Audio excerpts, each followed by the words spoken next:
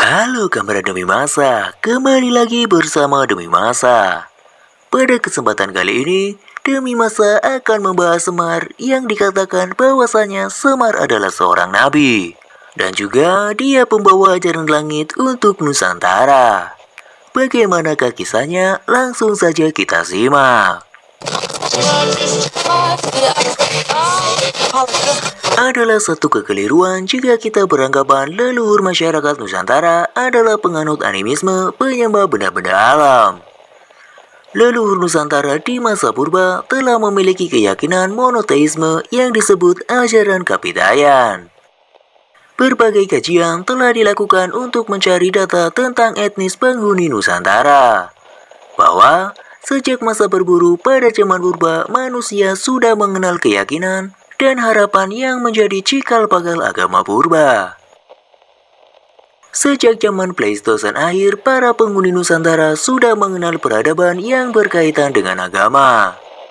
Dari berbagai hasil budaya batu purba seperti menhir, dolmen, yupa, sarkofagus, dan punden berundak membuktikan bahwa penghuni sudah mengenal agama dengan berbagai ritual pemujaannya. Berlanjut ke zaman perunggu sampai ke zaman logam, banyak ditemukan hasil galian yang berhubungan dengan penguburan mayat dan kegiatan sosial yang mengindikasikan bahwa ada hubungan antara perilaku sosial dan agama pada kehidupan penghuni Nusantara. Ada yang menjelaskan bahwa pada zaman purbakala pernah terdapat kesatuan kebudayaan pada wilayah yang luas meliputi India, Indochina, dan Nusantara termasuk kepulauan di wilayah Pasifik. Mereka percaya kepada sesuatu yang gaib di balik benda-benda yang besar dan luas yang telah memberi keberuntungan atau kesialan dalam kehidupan mereka. Juga percaya bahwa ada orang-orang tertentu yang memiliki kedaulatan untuk memanggil, mendamaikan, atau mengusir kekuatan gaib tersebut. Kepercayaan tersebut yang disalahartikan oleh ilmuwan orientalis dengan istilah animisme dan dinamisme. Kepercayaan yang disebut Pemo sebagai animisme dinamisme tersebut pada hakikatnya adalah agama kuno penduduk Nusantara yang dalam istilah Jawa dikenal dengan nama Kapitayan. Agama yang sudah dianut sekian lama sejak masa Paleolitikum hingga zaman modern dengan nama yang berbeda-beda di setiap wilayahnya seiring dengan perkembangan ras manusia dan membentuk suku-suku di Nusantara. Seperti berbeda-bedanya bahasa di setiap suku, nama agama ini pun menjadi berbeda-beda di setiap wilayahnya, seperti istilah Sunda Wiwitan pada suku Sunda, Kejawen pada suku Jawa, Keharingan atau Cilik Riwut pada suku Dayak, Ugamo Malim pada suku Batak, dan nama yang lain pada setiap suku yang berbeda sebelum datangnya pengaruh Indus dan Cina pada awal abad Masehi dan membantu kerajaan-kerajaan baru dengan agama baru. Dalam keyakinan penganut Kapitayan di Jawa, leluhur yang pertama kali dikenal sebagai penganjur Kapitayan adalah Dahyang Semar, keturunan tegas dari manusia modern pertama yang diturunkan ke dunia yaitu Adam.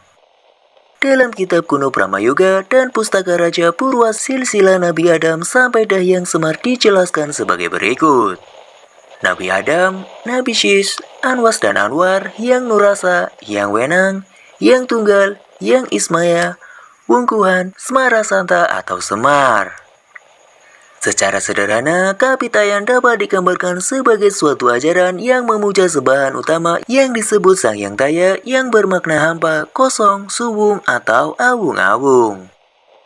Taya bermakna absolut yang tidak bisa dipikirkan dan dibayang-bayangkan. Tidak bisa didekati dengan panca indera.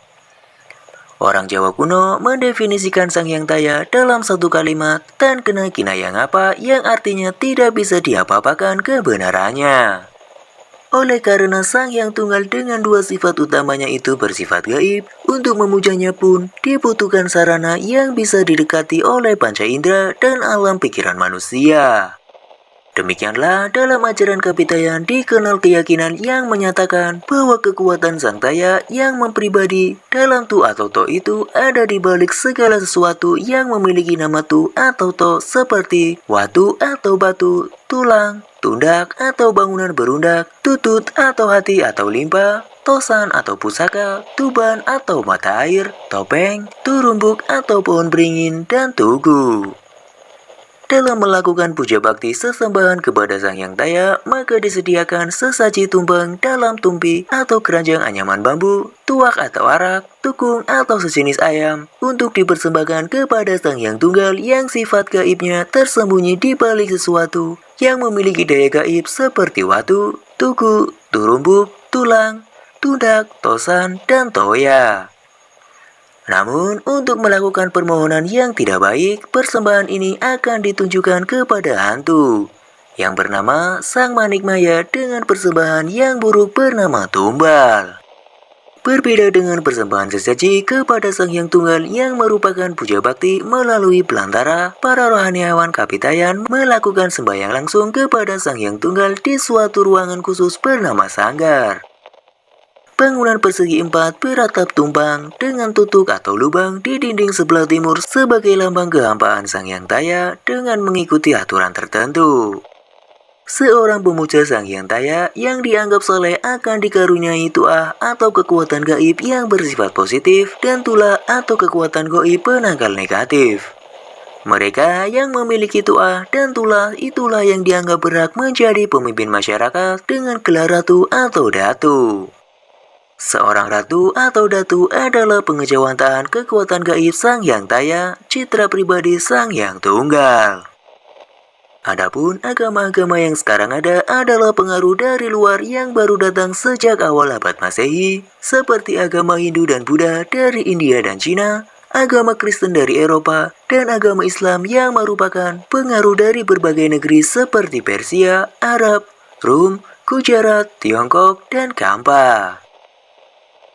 Demikianlah kisah tentang Semar yang dikatakan utusan ke-9 setelah Nabi Adam, sang pembawa ajaran langit untuk Nusantara.